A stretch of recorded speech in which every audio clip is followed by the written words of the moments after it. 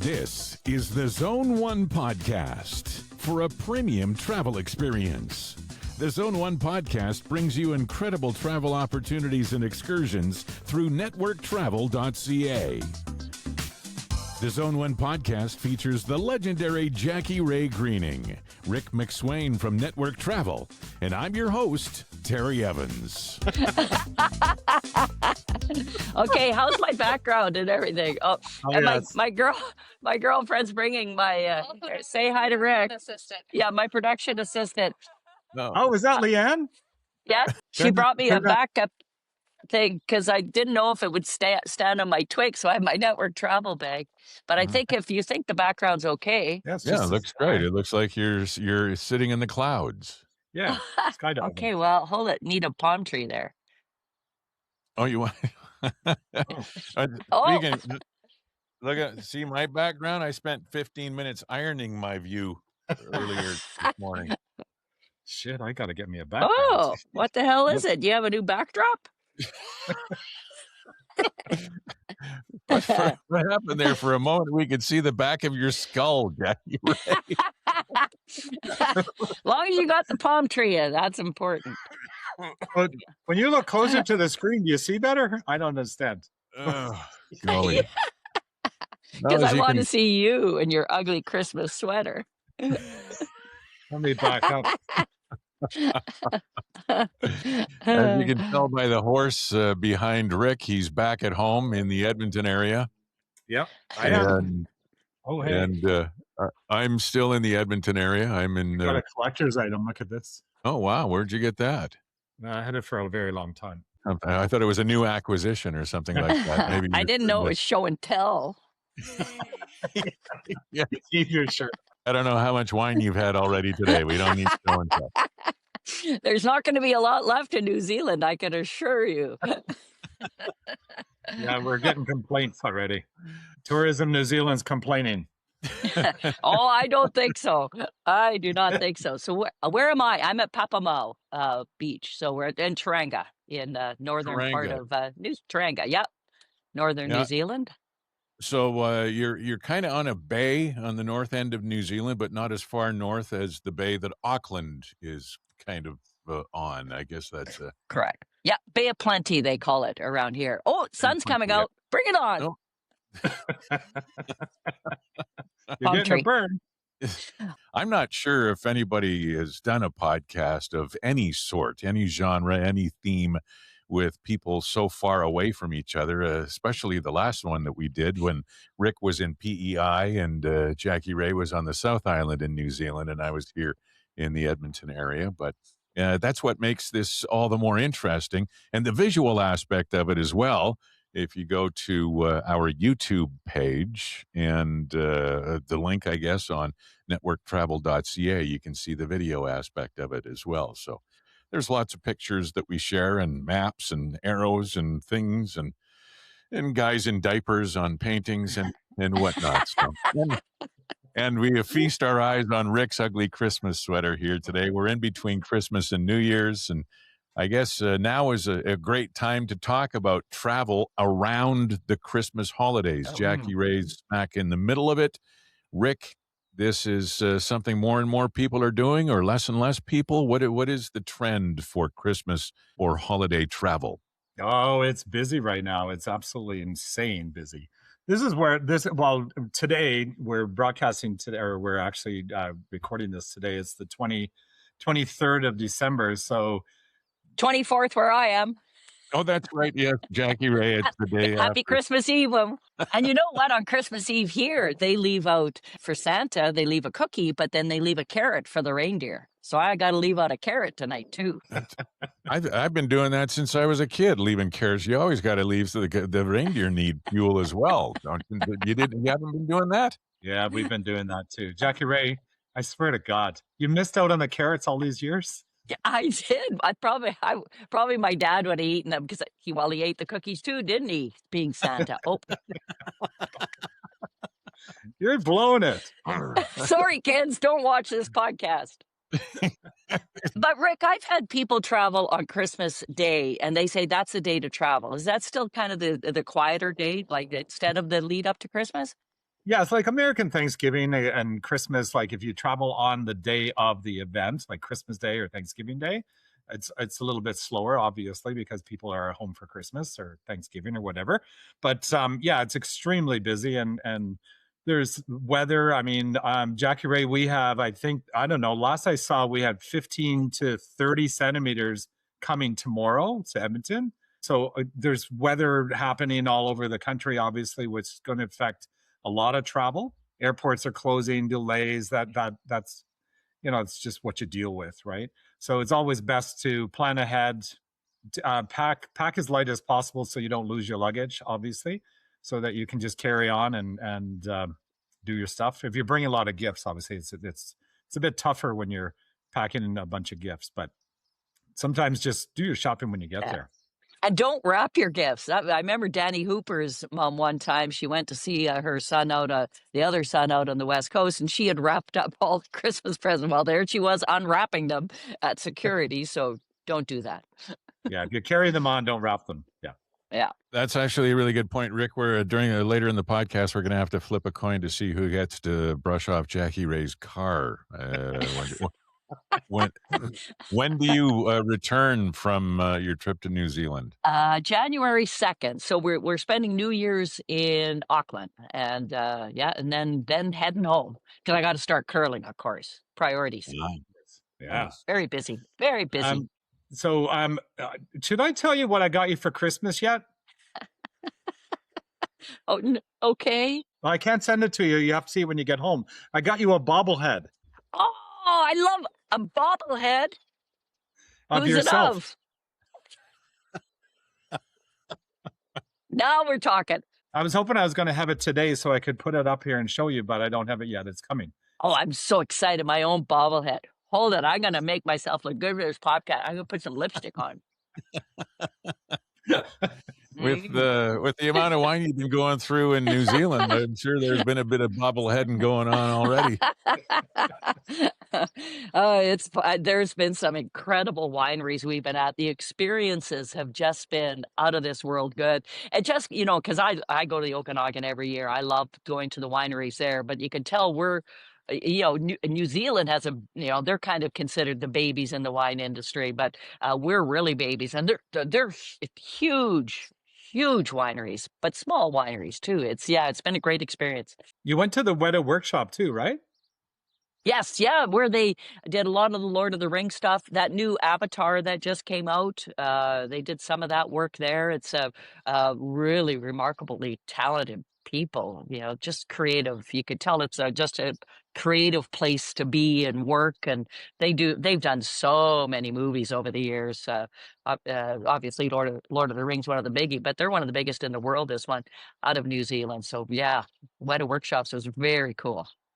Is there a big difference between the southern island and the northern island of New Zealand as far as topography goes, or farming, or regional stuff, or grape growing, or like is it different crops, different things that are more native to each of the islands?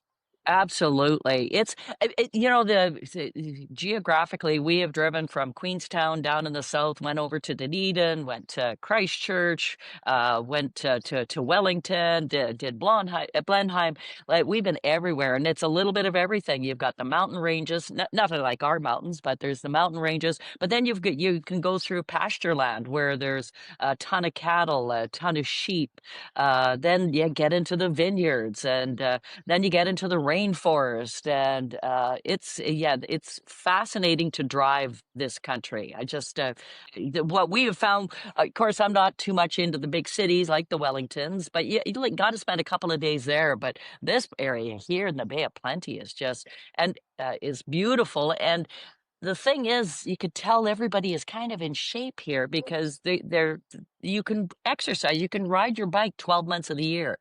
The trail system here is really cool, and the walking system for anybody that lives here. Yeah, it's a little bit of everything. And here on the North Island too, warmer, obviously. So it's you're not that close to the Antarctica and stuff like that. So it's definitely warmer up north. Right. You said plenty of what? Bay of Plenty? What is there plenty of? Fish and chips. I've had, oh my God, I think I've had 7 or 8 fish and chips. I'm gonna come back looking like a fish and chip and wine. And wine. The Zone 1 podcast is brought to you by networktravel.ca. Go to the website today to find out more about the trip on the private yacht in Croatia, the San Diego baseball getaway in 2026, the East Africa safari coming up in March of 2026, and the Japan in Bloom cruise in 2027. All this and more at networktravel.ca. Rick, with Jackie Ray in New Zealand, and of course it's winter in the Northern Hemisphere and in the Edmonton region in Canada on a broader scale. At Christmas, for Christmas travel, which we kind of touched on a little earlier, is there a primary destination? Is there, a top 5 of destinations aside from the Caribbean or Mexico that people go to that are winter destinations? Yeah, it's funny. I was just looking at the stats just before we did this podcast, and France, Spain, southern France, southern Portugal is really popular in the last couple of years. Certainly this year, more and more people, because of what's happening politically, more and more people are going to Europe to winter. Opposed Europe, of course, Mexico is the most popular, but more and more people are going to southern Europe for the winter instead of going into some parts of the U.S. So, and surprisingly enough, we started promoting a lot of southern France, southern Spain, Portugal as well, and it's sold really, really well, really popular. And you're talking low 20s, great golf, great food, good wine. I mean, New Zealand and Australia is fantastic. Dollar's pretty much at par, right, JR? Oh, in New Zealand here, we're 80 cents. Like our Canadian dollar is It's worth awesome. more. Yeah. Yeah. Yeah, Yeah. it's worth more. So this and as I say, no tipping and taxes, so your dollar goes really far here. Yeah, I do remember you mentioning that on our previous podcast. And Yeah. it's funny, Rick, you start talking about southern Spain, Marabella, Malaga, and then over around the Horn there near north of Gibraltar or whatever. Cabo del Um, Sol. Yeah. and then you get into is it del Sol? Costa del Sol. Yeah. Costa del Sol, and then into everywhere from Lagos to Albufeira in Portugal.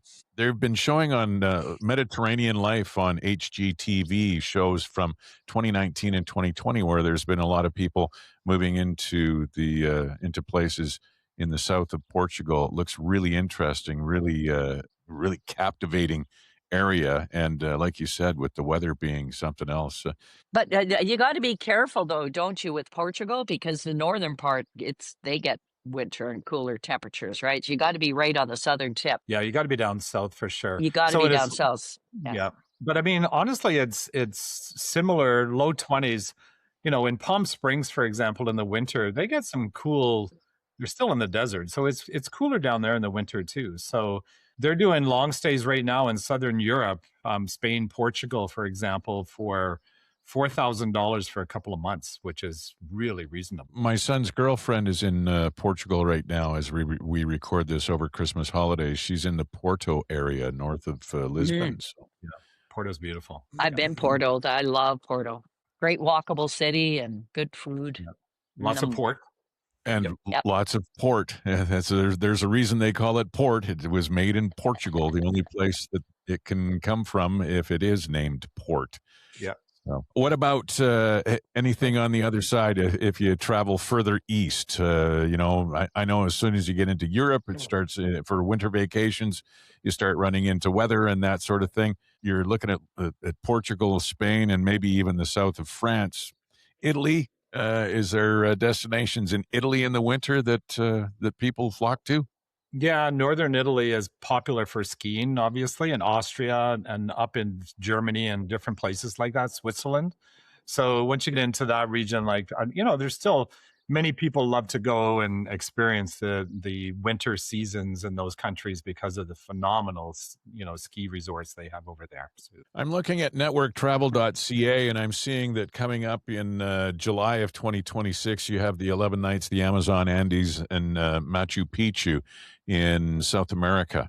How popular of a destination over the Christmas holidays or, December, January is South America, and where do people go? Well, we're going into Machu Picchu, which it's going to be peak season in July. And the reason why we're going is because it is peak season, and you to go up to Machu Picchu, you want to avoid heavy cloud, rain, and typically a lot of wind. So that's why we chose the dates we're going. Amazon, I mean, it's same thing. I mean, it's you're in the rainforest, you're in, it's typically very wet in that area. So what we're trying to do is avoid the reason again why we're going in July. We want to avoid the rainy season, and December, January tends to be wet, very wet in that region. So we want to stay away from that time. This is all valuable as far as I'm concerned. I mean, so I've never been to South America. It's valuable information because you think, oh, wow, I'd love to go to Brazil or I'd love to go to Bolivia. Who wouldn't? The marching powder and all that stuff. Yeah, yeah, But it is funny, you don't know when to go, because I know when we went to Buenos Aires, we went biking there, and I thought, "Buenos Aires, Argentina, it's gonna be warm." I had to go buy clothes.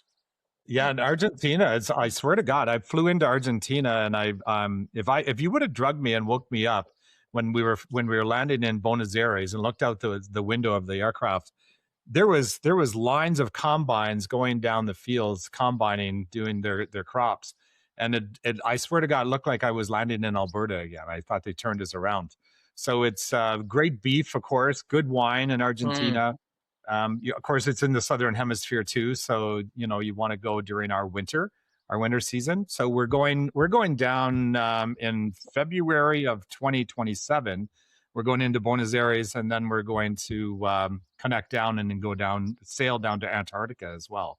So that's on the website there too, Terry. Okay. As you get further north and in South America, you get closer to the Caribbean Sea, you start running into places like Trinidad and Tobago, Curacao, Aruba, and that sort of thing. Popular Caribbean destinations.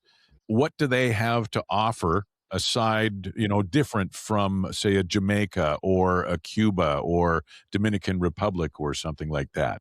Pretty much topography is one of the main reasons that you would want to or don't want to go to certain islands. Like Aruba is very flat. And then once you get into the Caribbean, like obviously you go into places or some of the other islands, they have like St. Lucia has pitons, those long, pointy kind of small mountains along the ocean. Beautiful, beautiful area. And some islands are famous, like Jamaica, for rum and marijuana, and so beautiful beaches everywhere. I mean, I think all three of us travel quite a bit through Mexico and through the Caribbean and through those islands.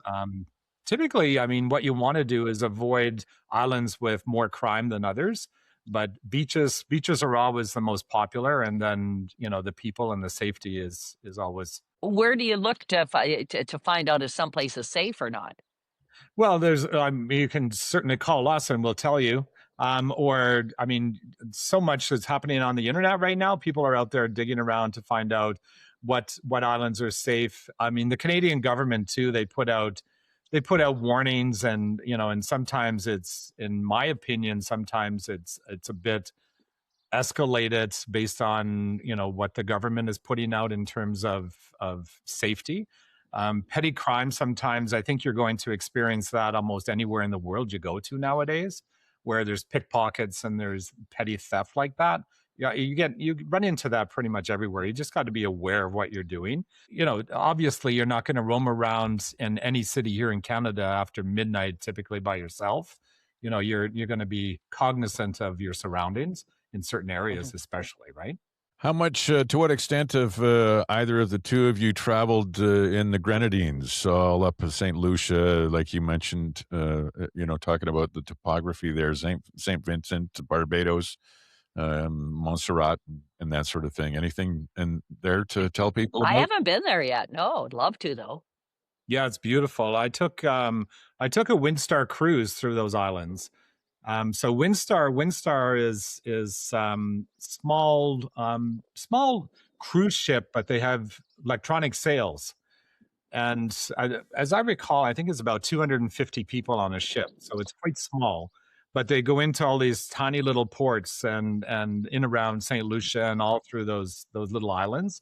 And it's absolutely incredible. So there's a lot of private yachting in those areas too. Smaller vessels, catamarans that have maybe 6 people on them, that type of thing. So you see a lot of people out doing their own thing, or maybe chartering some smaller craft as well. Today's show is brought to you by The Terry Evans Show with Pete Potipko on Edmonton's Classic Rock, K97. You can listen in the Edmonton area at 97.3 on your FM dial and online anywhere in Canada at k97.ca. What about the places in Central America that we've heard so many stories of with drug smuggling and cartels and that sort of thing? It's not the same as it used to be. There's like still some inherent danger depending on where you go, what country you go to. There's always going to be petty crime, but is there an appetite for travel anywhere from Guatemala through Honduras, El Salvador, and Nicaragua and that sort of thing? It's becoming more and more popular. There's areas that are opening up now that are more safe than they used to be. It's starting to develop more for tourism. But again, like you said too, there's a drug trade that's happening in some of these areas too. You got to be aware of. But outside El Paso, on the border of Mexico and the United States, there's a city called Juarez, Mexico, and supposedly, or at least it was a few years ago, it was noted as one of the most dangerous cities in the world outside of war zone. So it's not a place you want to be traveling to. Boy, you're not in charge of tourism for them, are you? Hey, Jackie Ray, I'm just glad he didn't bring up the donkey shows. I got some stories about the donkey show. I don't want to hear. No. So, Jackie Ray, you're coming to a post-retirement travel sort of conclusion to your expedition here from the South Pacific to New Zealand. Have you already been thinking about where you're going to go next? I don't know. I'm waiting for Rick to tell me where I'm going. All I know is my biggest road trip is, I think the Masters Provincial Curling Championships are in Grand Prairie. Oh, So you can book a network travel trip to Grand Prairie, Alberta in winter. we should do a bus. We should do a bus or not. All right, well, let's have a boo at some of the things that you have to offer on networktravel.ca then, Rick. One of the first things that comes up after the Christmas greeting is the Antarctica trip coming up in 2027. I know it's a ways off. We're still over a year away, but the Seventh Continent expedition experience looks amazing. What is it, 11 nights on a cruise in Antarctica? Yeah, 11 nights on a cruise. So like I said, we go into Buenos Aires and then it starts from there. Then we fly down to the southern tip of South America or Argentina, get on a ship, and then we cross the Drake Strait. But it's an expedition cruise. And of course, some people quickly look at it and say, "Oh my God, it's cold enough here in Alberta or in Canada. We're not going to another cold destination." But this is during our winter, because it's in the southern hemisphere. So what we're going to do is we're going to tie it together, because at this time of year in Buenos Aires is going to be probably in the high 20s, low 30s, so it'll be quite warm. But as we go further south into Antarctica, cross the Drake Strait, and then into Antarctica, the seventh continent. I think the most attractive thing about this is obviously the penguins.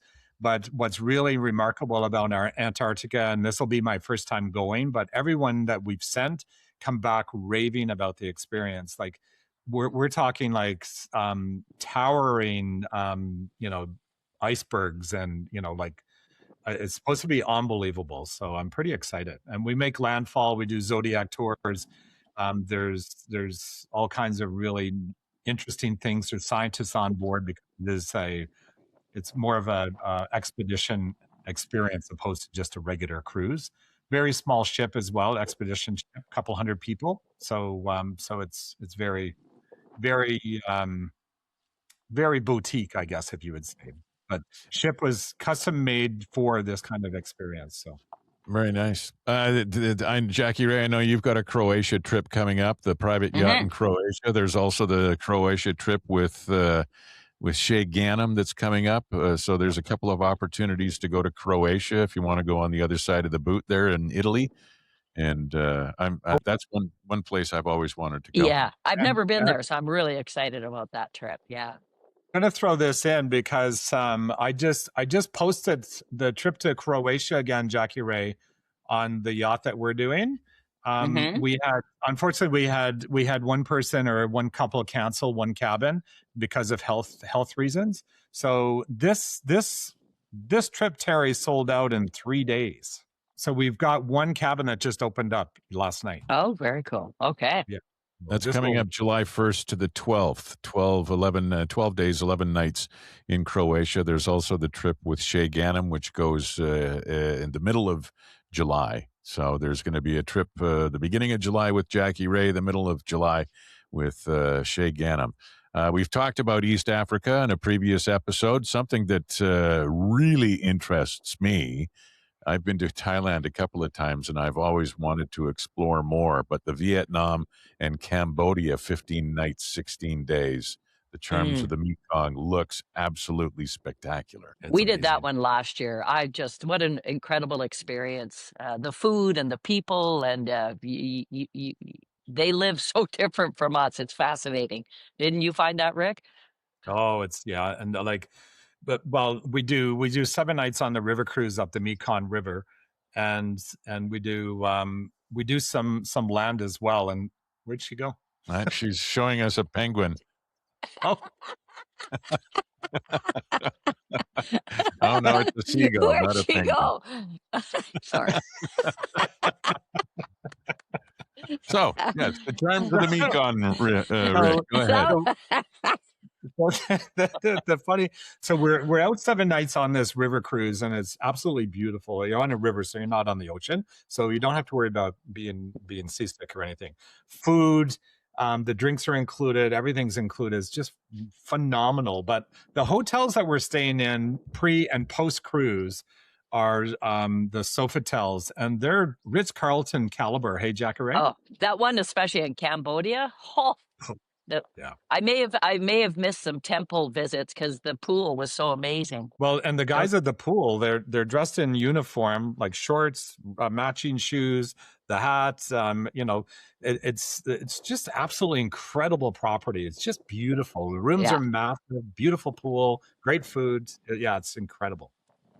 Well, I guess we don't want to go through everything because then we won't have anything to talk about on the next podcast. So, and we're cutting into Jackie Ray's wine drinking time, I'm Oh, she's sure. got her ball cap on. Look Woo! at Oh, the All Blacks, the they betcha. Australian All Blacks. Is that Australian rules football or Yeah, rugby?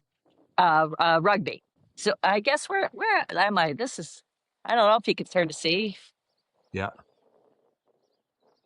Looks It's beautiful there. beautiful. yeah, it And is. thank you for not asking about the mud bath yesterday. That's why I'm not wearing earrings, a watch, because you can't wear any jewelry after a mud bath for 24 to 48 hours. Well, Really? so how was the Yes. mud bath? Look at, I look 20, don't I? I'm Yes, not I under oath. do. Not under oath. Yes, you look so young. Thank you. So Thank you very much. But boy, I stink like sulfur. I think if you'd live in a match, I'd blow up. Well, Merry Merry Christmas, Christmas. Happy New Year, and all of that stuff. Merry Look, Christmas. Oh. Oh, woo. all Okay. right. Now you two are cutting into my beer drinking time. Boy, trying to end the podcast with you two is like herding kittens. Okay, kids.